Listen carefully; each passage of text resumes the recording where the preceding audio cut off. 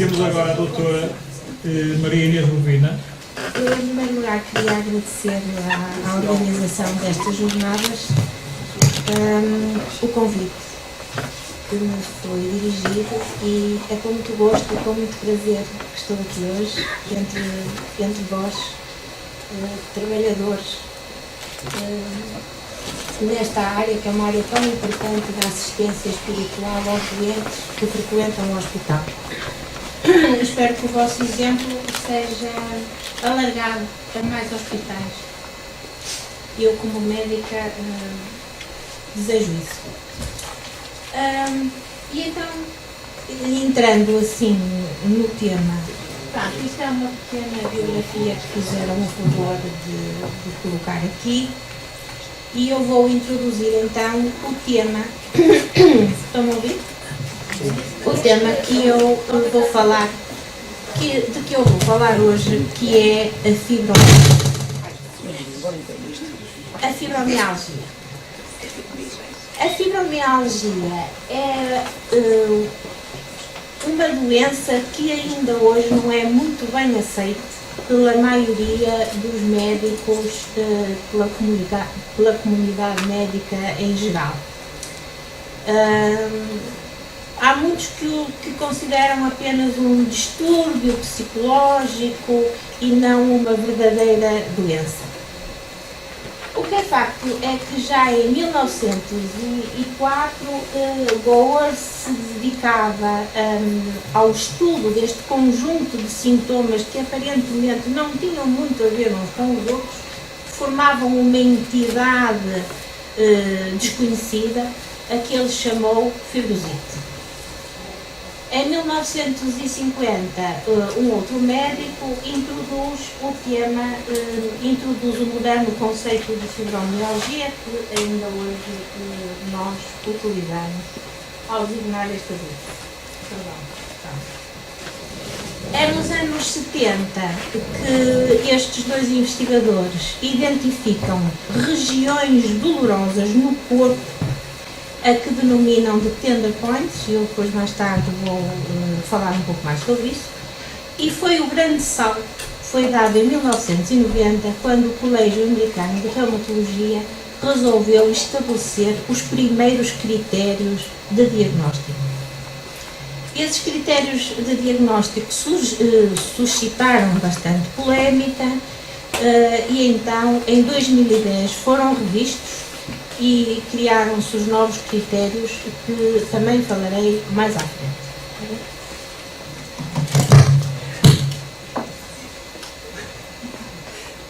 Ora bom, isto realmente é curioso, mas não chega lá.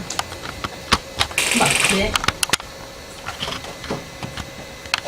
a incidência da doença aparece com percentagens diversas, conforme os autores. Mas ela varia entre os 2% e os 8% da população.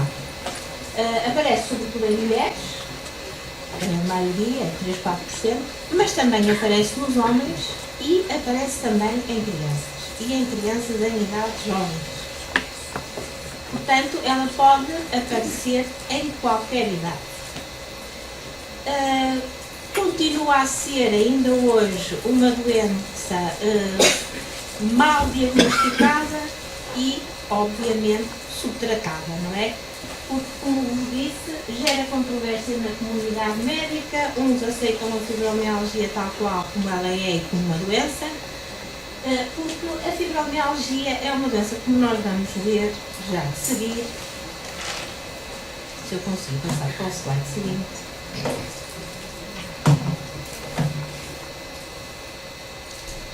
A fibromialgia tem isto, é que a fibromialgia não tem uma etiologia conhecida. Nós sabemos que é um síndrome doloroso crónico, mas sem disfunção orgânica conhecida, estabelecida. Há muitos fatores que estão envolvidos, desde a disfunção do sistema nervoso central e autónomo, os neurotransmissores, as hormonas, sistema imunológico, inclusivamente há uma grande percentagem de fatores psicológicos que têm um peso muito grande sobre a etiopatogenia e o desenvolvimento e o curso natural desta doença. Atualmente, o que se considera, segundo as investigações mais recentes, é que na fibromialgia existem, sobretudo, alterações na forma como o sistema nervoso central processa a dor. Ou seja, o doente tem um limiar muito baixo para a dor e, portanto, qualquer estímulo é percebido como um estímulo doloroso. E, portanto, eu gostaria que fixassem isto. Aqui, o que está mesmo em causa é uma disfunção do sistema nervoso central.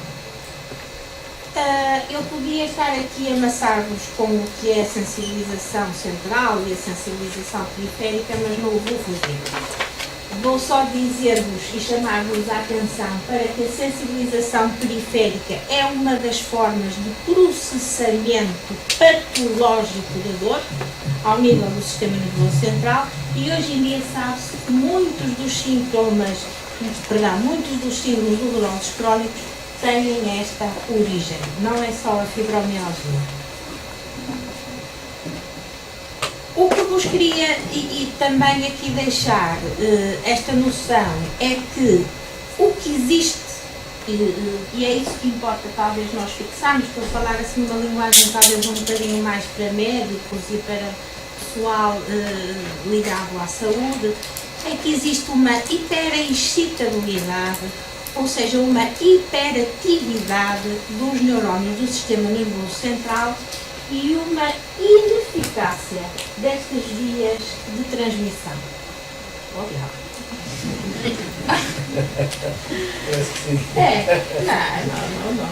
É o que eu digo. Estas vias de transmissão estão, então, alteradas.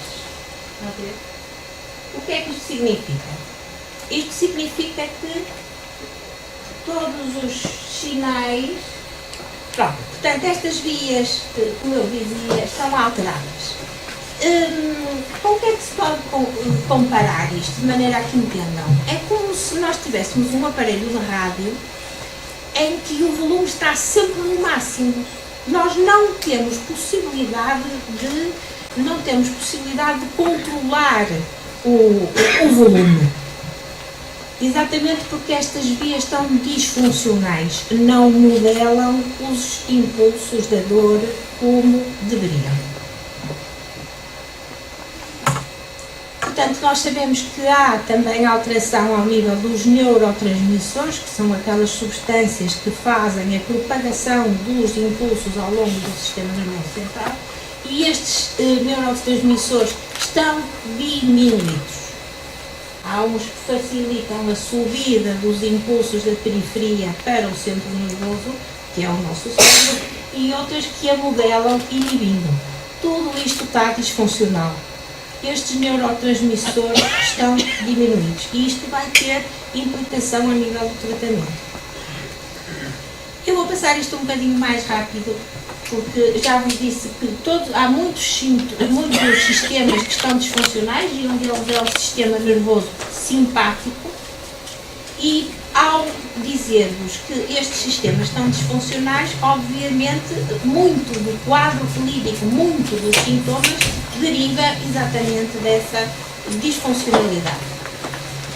O sistema neuroendócrino também está alterado e isso depois vai ser traduzido em termos de alterações do sono que estão patentes na fibromialgia, alterações da tireoide com hipotireoidismo. O sistema imunológico também está alterado e é por isso que muitas vezes a fibromialgia aparece associada a doenças autoimunes, mas no entanto não existe nenhum marcador que seja patognomónico, que seja específico da fibromialgia, e depois temos os tais aspectos psiquiátricos que são muito importantes, porque a prevalência da depressão é muito alta. Eu não vou ter assim muito sobre a depressão, porque depois vamos ter uma palestra durante a tarde da doutora Andresa, que nos vai falar certamente com muito mais pormenor. Eu agora só vos queria chamar para que este aspecto de que a depressão é uma das principais, dos principais sintomas da fibromialgia. E outra coisa interessante que gostaria que fixassem é que não existe evidência de inflamação nos tecidos moles. Portanto, nem músculos, nem tendões, eles não estão inflamados. Não há uma inflamação como existe numa tendinite e noutras tantas doenças. Os fatores genéticos têm a sua influência porque há muitos casos de fibromialgia em familiares e isso terá que ter uma explicação. Como fatores desencadeantes da fibromialgia, para além dos ambientais, que estão presentes hoje em qualquer uma das doenças de que se fala, porque o nosso ambiente realmente vai se degradando, são também as infecções. Não sabemos ainda muito bem como, mas sabemos que as infecções aparecem e desencadeiam a fibromialgia, e eu deixei propositadamente o síndrome do stress pós-traumático porque eu, na minha experiência clínica, considero que este é o fator mais importante no desenvolvimento da fibromialgia.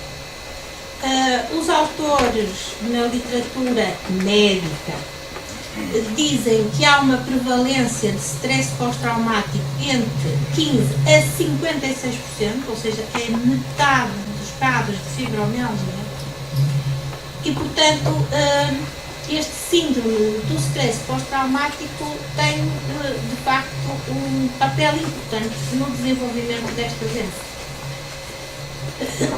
Podem ser abusos sexuais, violência física sofrida na infância ou na adolescência, pessoas vítimas de catástrofes naturais, situações de guerra, de bombardeamentos, podem ser até acidentes de viação traumáticos, graves, também já vi isso, perda de entes queridos, diagnósticos de doenças incuráveis. O que é facto é que existe um traumatismo que vai influenciar todo o curso desta doença, e o tempo é tão variável entre qualquer um destes eventos e o diagnóstico que pode ir desde 1 ano até 30 anos.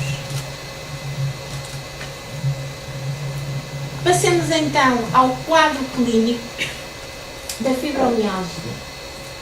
É um quadro vago, generalizado, com uma constelação enorme de sintomas que aparentemente não têm a relação uns com os outros, mas é só aparente.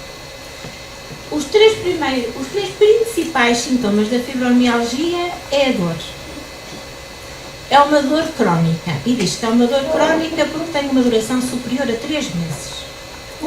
É uma dor difusa, multifocal, aparece em vários sítios ao mesmo tempo. Hoje dói aqui, amanhã dói no outro local. Outras vezes é generalizada. Tem alturas em que aumenta, a dor é bastante forte, de intensidade forte, outras vezes diminui. Passa de uns locais para os outros sem qualquer relação, nem com traumatismos, nem com inflamações, como eu já disse. Aparece dor com determinadas características, e nós temos aquela linguagem médica que é um bocadinho enigmática, não é? E dizemos que os doentes que têm alodínia. O que é isto da alodínia? A alodínia é uma pessoa que sente dor provocada por um estímulo perfeitamente normal, que se não houvesse doença, a pessoa não sentiria dor. Ou seja, basta tão simples quanto passar a mão pela pele ou passar a mão pela zona dolorosa, causar dor. Isto é audível.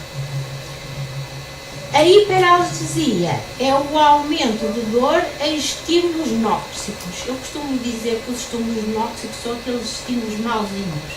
É o calor exagerado, é o frio exagerado, é uma picadela, é qualquer coisa que não é um estímulo normal. E, portanto, como todo aquele mecanismo da dor que eu vos falei está alterado, estes doentes sentem esta dor alterada. Portanto, reagem excessivamente à dor, como estão a ver. Outro dos sintomas cardinais da fibromialgia são as alterações do sono. As pessoas dormem, podem até dormir 7 ou 8 horas e acordam de manhã como se não tivessem dormido, cansadas, com uma fadiga que não as deixa iniciar a sua atividade, que lhes dá incapacidade. Outra dos sinais e dos sintomas que existe no quadro clínico da fibromialgia que é prevalente é a depressão. A depressão ou a ansiedade. A rigidez articular matinal. O que é que isto quer dizer? A pessoa tem dificuldade em iniciar o seu movimento depois de algum tempo de repouso. Cefaleias de tensão, dores de cabeça, dores atrás da cabeça, enxaquecas, acho que toda a gente sabe o que são dores de cabeça fortes, que estão associadas a outros sintomas como, por exemplo, enjoos, dificuldade em ver a luz, o ruído, tudo isso é considerado enxaquecas, assim de uma forma simplista. Estas pessoas também têm alterações cognitivas, ou seja, alterações a nível da memória, sobretudo da memória recente. Às vezes têm dificuldade em exprimir-se. A clareza do raciocínio não é melhor e frequentemente têm dificuldades em concentrar-se. A fibromialgia também está associada a problemas digestivos. O síndrome de cólon irritável, ou seja, são alterações do trânsito intestinal. Ou têm períodos de diarreia, ou têm períodos de obstipação. Têm refluxo esofágico, têm dificuldade em fazer a digestão e muitas vezes essa comida anda ali para trás e para a frente e sobe-lhes e vem-lhes à boca. Têm uma bexiga hiperreativa. São mulheres que muitas vezes lhes é diagnosticado infecções urinárias, os médicos de família pedem, e muito bem, as análises de urina, bacteriológicas de urina, e nunca se encontra agente nenhum. E afinal as suas análises estão normais. Mas, ó Sr. Doutor, eu continuo a correr para a casa de banho até de 2 horas. Tenho uma bexiga reativa, tenho aquilo que nós chamamos uma cistite intersticial, têm dores pélvicas, têm dores durante o ato sexual, têm dores ao nível das articulações temporomandibulares, o que lhes provoca alterações da mastigação, portanto têm dificuldade em comer alimentos duros, têm a tal intolerância ao calor e ao frio e à pressão, porque já vos disse que têm dificuldade em tolerar estímulos que para as pessoas normais são estímulos que não causam dor, têm também alterações do fenómeno de Raynaud, que são alterações a nível vascular, e o síndrome das pernas inquietas, que é uma coisa também muito relacionada com a fibromialgia e que causa mal-estar e, sobretudo, por aparecer de noite, dá-lhes perturbações do sono. Portanto, como já viram, é uma população muito heterogénea de doentes. Uns têm uns sintomas, outros têm outros, uns levantam-se de manhã e, apesar dos sintomas, vão trabalhar e conseguem levar a sua vida normal, outros ficam na cama, ficam isolam-se até socialmente, não querem, porque não conseguem prosseguir com as suas atividades do dia a dia. e isso tem uma repercussão enorme a nível da qualidade de vida destes pacientes. Não há exames complementares de diagnóstico específicos. De uma maneira geral, todos os exames são normais. Raio-X, ressonâncias magnéticas, TAC, é tudo normal. Os exames laboratoriais também são normais. Mas eu de qualquer maneira aconselho sempre a fazerem uma pesquisa, e eu deixei isso aqui embaixo, uma pesquisa do ferro, porque muitas vezes aparecem anemias cuja causa não é muito bem explicada, aparecem anemias, o déficit de ferro e... lá está isto. Não, ao contrário, não é? Perdão. E o doseamento da vitamina D, da vitamina D12 e do magnésio, porque são oligoelementos que normalmente estão associados à fadiga e à dor muscular e, portanto, temos que excluir também essas patologias. E então o que é que nós vamos encontrar no exame físico?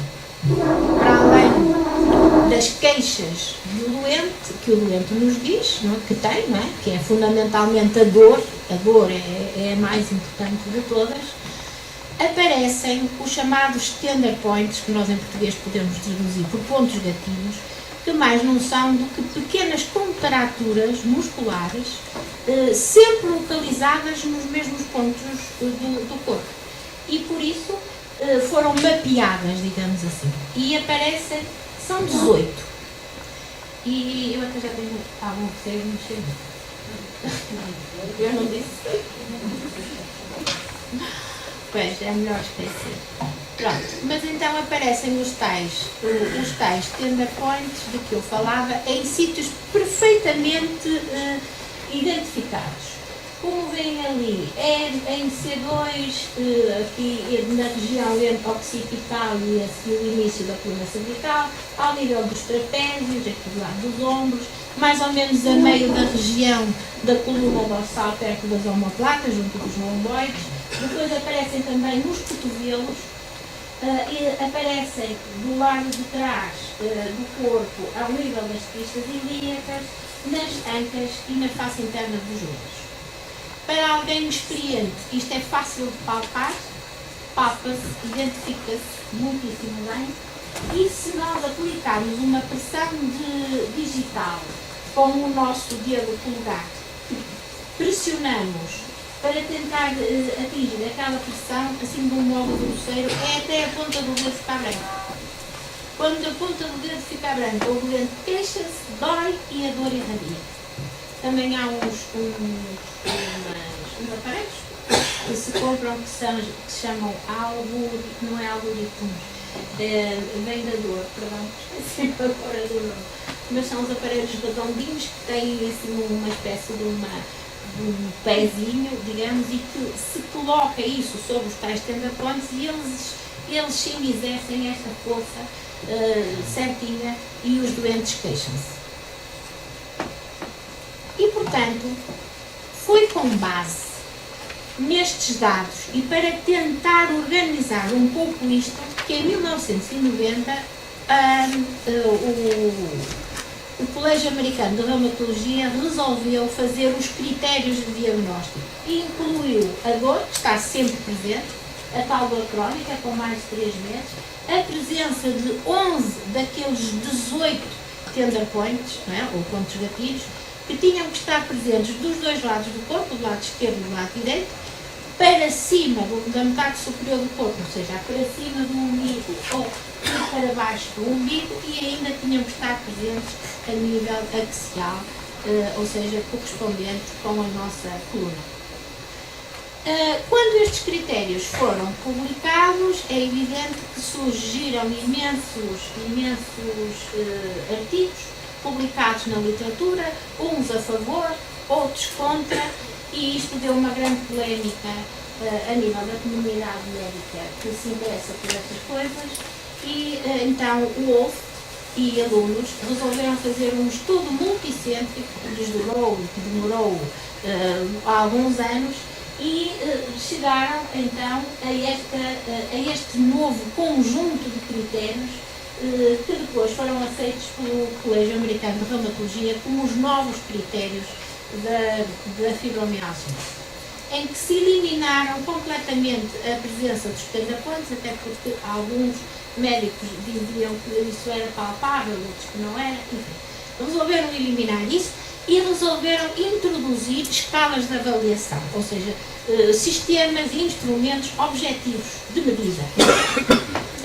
Introduziram o índice da dor generalizada, que vai de 0 a 12, e a escala de gravidade dos sintomas associados.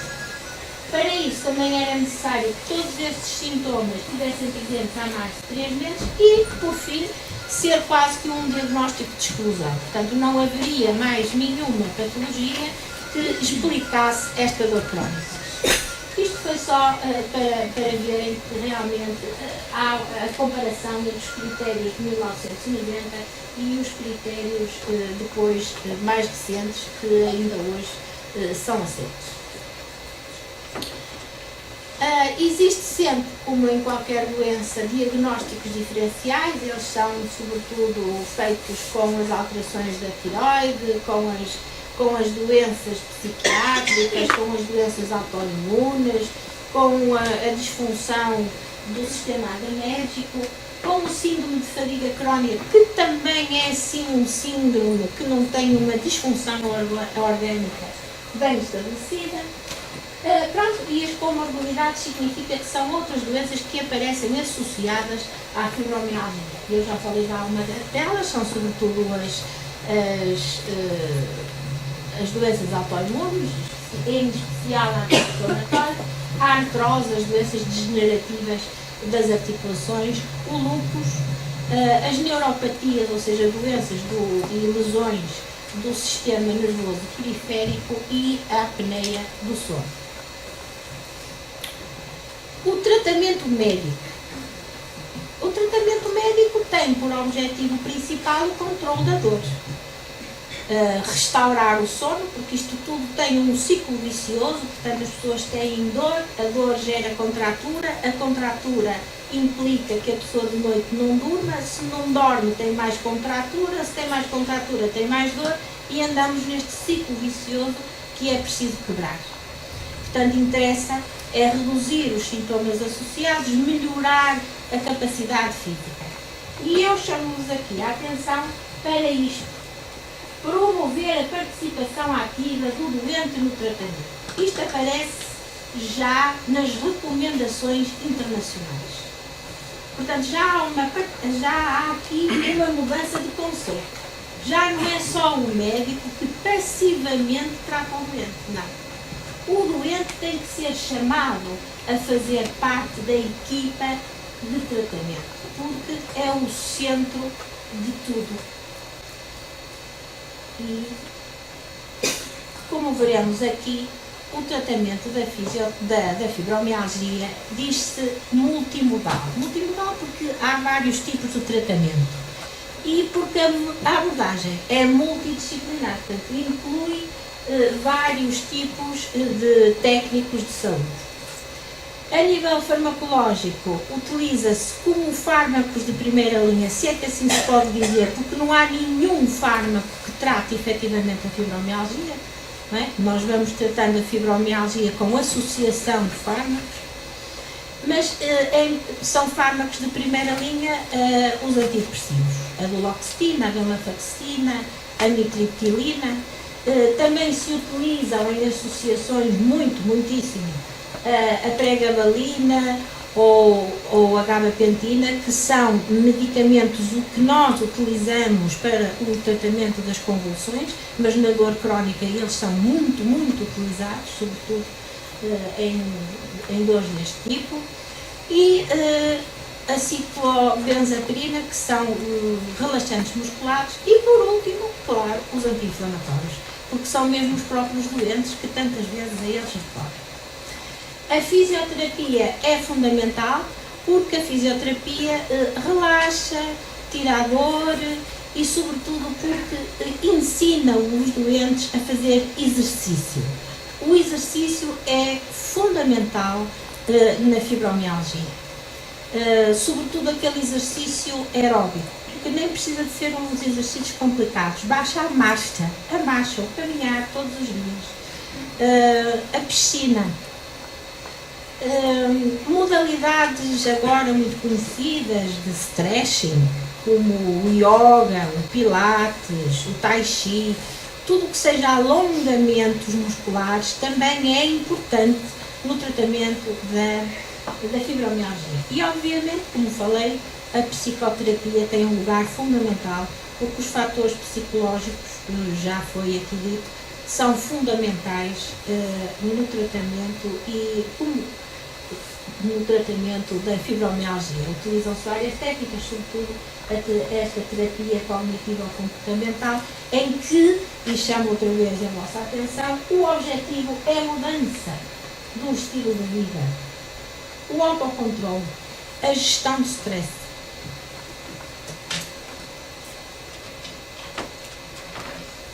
E vamos então para esta questão. E do ponto de vista espiritual? Como é que nós devemos compreender a fibromialgia? Vou-vos dar uns segundos para refletir.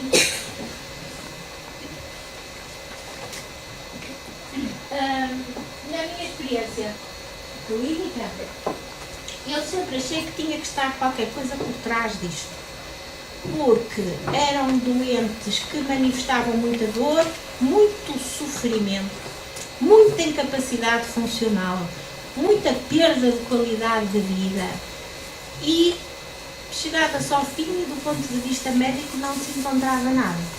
Portanto, tinha que estar aqui qualquer coisa por trás que explicasse tudo isto. Nós sabemos que o ser humano é um conjunto harmónico de energias, que é constituído por espírito, perispírito e corpo físico. E estas três partes estão permanentemente em interação umas com as outras. Diz-nos Joana de Ângeles que quando há uma desarmonia entre o espírito e a matéria, entre a mente e o perispírito, entre as emoções e o corpo físico, há um desajuste de todos estes fluxos de energia, favorecendo então o aparecimento das doenças. Portanto, cada doença física tem um componente psíquico, emocional ou espiritual correspondente.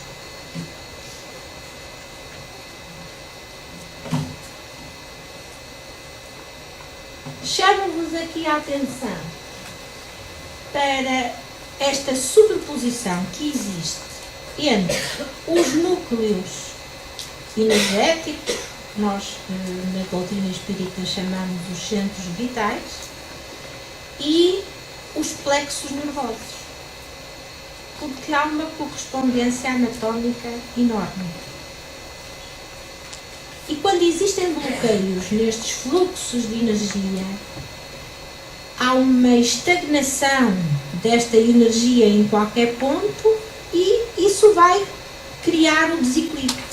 E é esse desequilíbrio que causa a doença.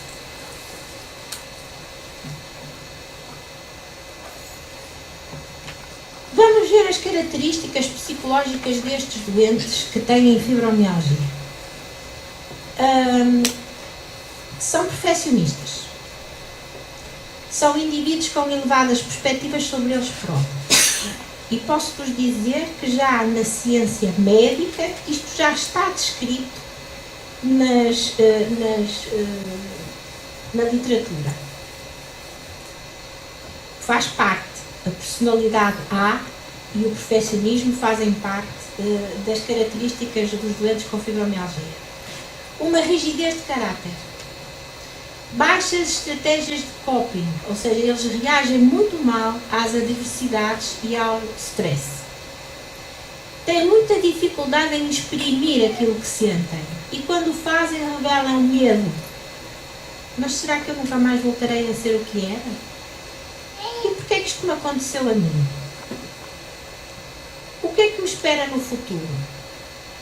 Isso, a maior parte deles, nem todos, mas a maior parte deles queixam-se, são pessimistas, têm falta de esperança.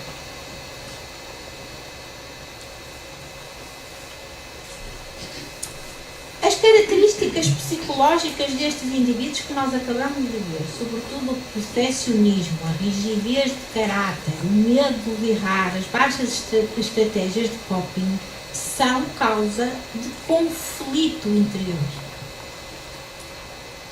E este conflito interior vai-lhes causar o desejo de se autopunirem, de se castigarem. E tudo isto porquê? Porque subjacente está um sentimento de culpa.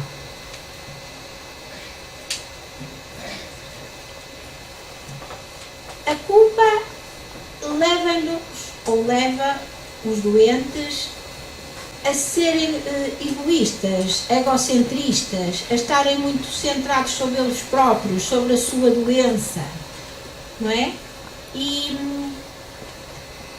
muito preocupados com eles próprios e virados para dentro. Essa culpa que existe, por vezes, é consciente. E é tão forte todo este conflito que se somatiza, que dá doença. Outras vezes a culpa é inconsciente e é oriunda de vidas passadas, como já aqui foi dito, e terá que ocorrer algum evento para que repare o erro. Perdão. Portanto, nós não nos devemos deixar culpar por factos negativos do passado, porque o que nós fizemos estava de acordo com aquilo que nós sabíamos na altura, não é? Estava de acordo com os nossos conhecimentos. E, portanto, o que nós temos mais é que aceitar esses erros à luz do desenvolvimento intelectual e moral que tínhamos nessa época. A rigidez e a severidade levam à criação de um padrão mental que conduz à culpa e à autopunição. E lá vem o castigo. O castigo que nós, os doentes, infligem a si próprios. E é que muitas vezes esse castigo para eles até lhes dá alguma satisfação, comprazem-se com esse sofrimento.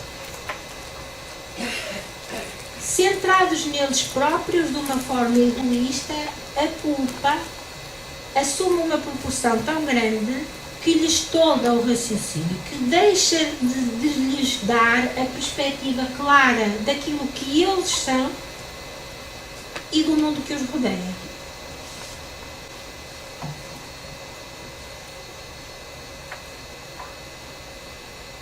Eu trago-vos aqui a questão 192 do Livro dos Espíritos, que já foi aqui citado pela doutora Margarida, e eu gosto especialmente desta questão, que é para deixar bem claro que nós não somos nem poderemos ser perfeitos. Estamos bem longe disso.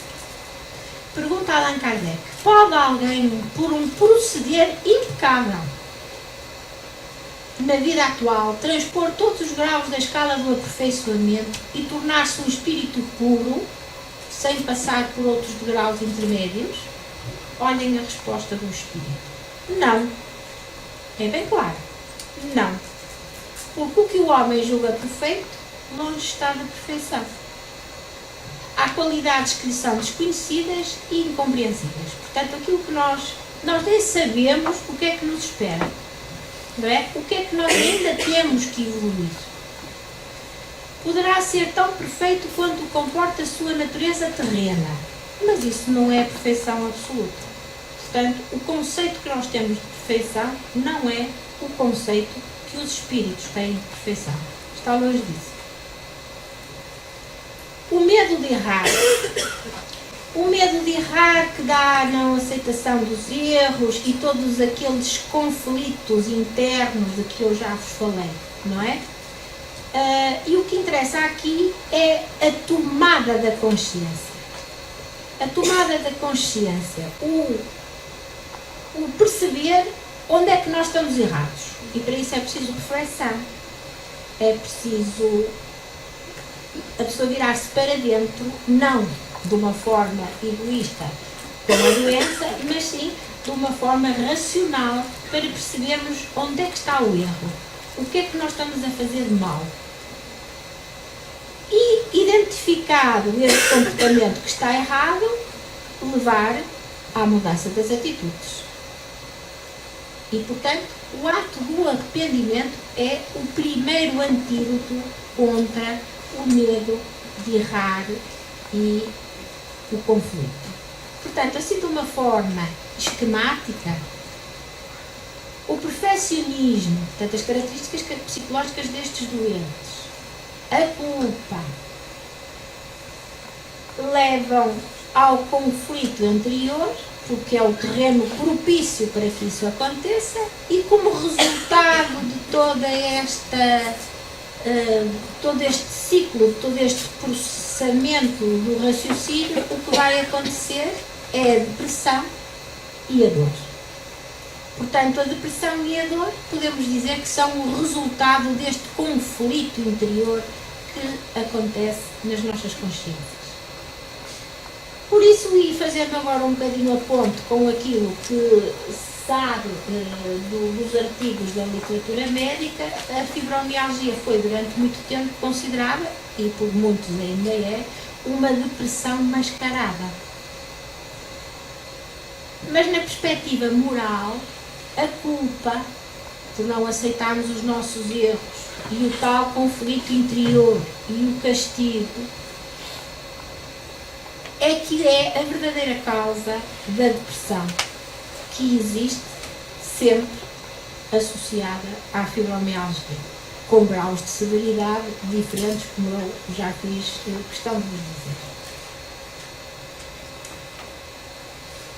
Na fibromialgia predomina a dor crónica generalizada, cuja etiologia ainda não é bem conhecida, portanto é uma doença ótima para nós percebermos qual é a influência da alma nesta experiência dolorosa. Já percebemos que muitos dos impulsos que chegam ao cérebro são identificados erradamente como dolorosos, não é? É para o palavrão que eu vos ensinei, a algoritmia. E o indivíduo vai sentir efetivamente dor onde ela não existe. E tudo isto porquê? Porque a dor física é a somatização do conflito interior. Aqui o que existe é uma dor da alma que se comprometeu moralmente nesta vida ou em vidas passadas.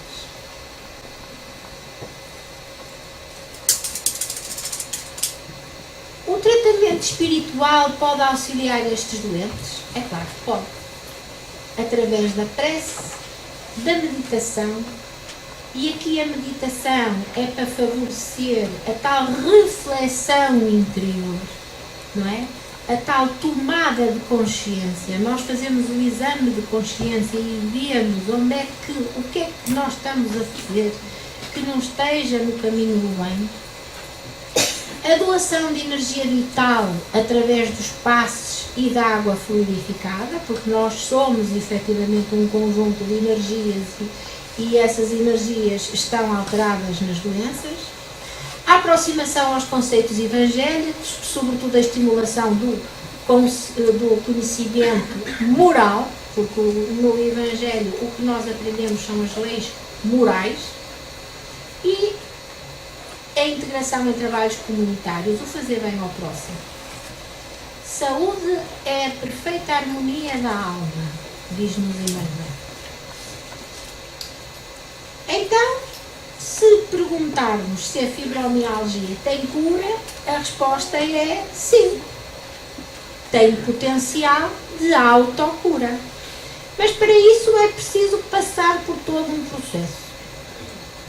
Pelo processo do tal autoconhecimento, do que já vos falei, do processo da transformação interior, ou seja, da nossa mudança de atitude, o querermos mudar, o termos vontade para o fazer, porque ter vontade é fácil, agora mudar já não é tão fácil assim. E obviamente que o conhecimento das leis divinas. Estes são os 3 passos que nos levam à reforma íntima. E essa sim é que é a verdadeira cura da fibromialgia. conhecimento das leis divinas ou leis naturais são as leis morais que Jesus nos deixou no Evangelho, que podem ser resumidas a esta frase: conhecereis a verdade e a verdade vos libertará. Jesus tinha mensagens maravilhosas, cheias de conteúdo. O que é preciso é refletir sobre elas. O autoconhecimento, como eu já vos disse, que leva à reflexão interior, não é? Porque a nossa tendência é sempre culpar os outros daquilo que nos acontece, que é muito mais fácil, não é? É muito mais fácil. Mas a mudança está em nós. A mudança está em nós. Parte de nós. Somos nós que temos que reconhecer que não estamos no caminho certo e que somos nós que nos temos que nos propor à mudança. Não é a família, não é? Que não faz aquilo que não me entende, que não percebe a minha dor, que não percebe que eu não consigo fazer isto, que um dia consigo fazer porque estou melhor, mas no outro dia não consigo sair da cama. Isto são as queixas normais que eu ouço na minha consulta. Portanto, autodescobrir-se é conseguir revelar à consciência gradualmente os conteúdos que se encontram inconscientes. E eu chamo aqui a atenção para há aqui um truque. É que não é necessário ter acesso direto aos conhecimentos dos processos experimentados pelas vidas passadas. Há muitas pessoas que acham que só assim é que se conseguem mudar. E não é isso. Isso não interessa nada. Se Deus nos deu, como também a Margarida já falou, o facto de cada vez que nós encarnamos esquecermos o que está para trás, por algum motivo foi. Portanto, valerá a pena andarmos a mexer nisso? Na minha opinião, acho que a posse consciente dessas informações deve ocorrer em equilíbrio, porque sem o devido controle pode levar o indivíduo a inadaptação da realidade e isso sim causar transtornos psíquicos depois difíceis de resolver. Chamo de novo a vossa atenção para o Livro dos Espíritos. Na questão 919, Allan Kardec pergunta: qual é o meio mais eficaz que tem o homem de se melhorar nesta vida e de resistir à atração do mal? E os Espíritos respondem: um sábio da antiguidade vos disse, Sócrates, conhece-te a ti mesmo. E Allan Kardec insiste: conhecemos toda a sabedoria dessa máxima, porém, a dificuldade está precisamente em cada um conhecer-se a si mesmo. Ora, ele queria, mas a papinha toda feita. Qual o meio de conseguir? E é Santo Agostinho que responde: fazei o que eu fazia quando vivi na terra. Ao fim do dia, interrogava a minha consciência, passava a revista ao que fizera e perguntava a mim mesmo se não faltar algum dever, se ninguém tivera motivo para de mim se queixar. E o tal processo de transformação interior de que vos falamos, que é a mudança das atitudes, é uma decisão de mudar. Face a esta necessidade de nos desligarmos de situações e de conflitos interiores que não vão favorecer o crescimento pessoal de maneira nenhuma. Portanto, pressupõe-se aqui a educação dos pensamentos, pressupõe-se aqui a terapia da gratidão. O estarmos gratos a Deus por mais esta oportunidade da vida, por mais esta encarnação, por esta oportunidade que temos de nos redimirmos das tais culpas inconscientes, daquilo que ficou para trás, porque nós já estivemos em situações muito más e muito complicadas e já fomos muito mauzinhos e, portanto, temos que nos redimir à medida das nossas possibilidades. E, portanto, nós não podemos, não devemos desperdiçar a vida com esta atitude egocentrista e egoísta, de estarmos apenas centrados na nossa doença, nos nossos problemas. E depois o perdão, a terapia do perdão. Mas nós, fundamentalmente, temos é que nos saber perdoar a nós próprios, para estarmos em paz, para termos serenidade e assim conseguirmos perdoar os outros. Porque se nós não nos perdoamos a nós, também não temos condições nenhumas para perdoar os outros. E, portanto, aqui temos a terapia do amor. A verdadeira terapia desta e, no fundo, de todas as doenças. Diz a André Luiz no livro O Mundo Maior: época virá em que o amor, a fraternidade e a compreensão, definindo o estado de espírito, serão tão importantes para a nossa mente encarnada como são o pão, a água e o remédio. É uma questão de tempo. Portanto, nós todos vamos chegar lá, porque nós estamos condenados a ser felizes. É lícito esperar sempre o bem, o otimismo divino. A mente humana, de uma maneira geral, eleva-se para o conhecimento superior, apesar de, às vezes, parecer o contrário. Isto é a lei do que parece. E estas palavras são, por si só, bem explícitas. Este é o primeiro mandamento que Jesus nos deixou no Evangelho. Amarás o Senhor teu Deus de todo o coração, de toda a tua alma, de todo o teu espírito. Esse é o maior e o primeiro mandamento. E aqui está o segundo, que é semelhante ao primeiro. Amarás o teu próximo como a ti mesmo. É a terapia do amor. É o amor que nos salva, é o amor a Deus em primeiro lugar, é o amor ao próximo, é o amor também a nós próprios, porque temos que nos amar, porque se nós não nos amarmos e se não nos perdoarmos, não temos condições de amar os outros. Portanto, temos que reconhecer que efetivamente Jesus, o grande terapeuta, o médico das almas, nos deixou nas suas mensagens todas as orientações de que nós necessitamos. Nós é que não queremos ouvir. Muito obrigada.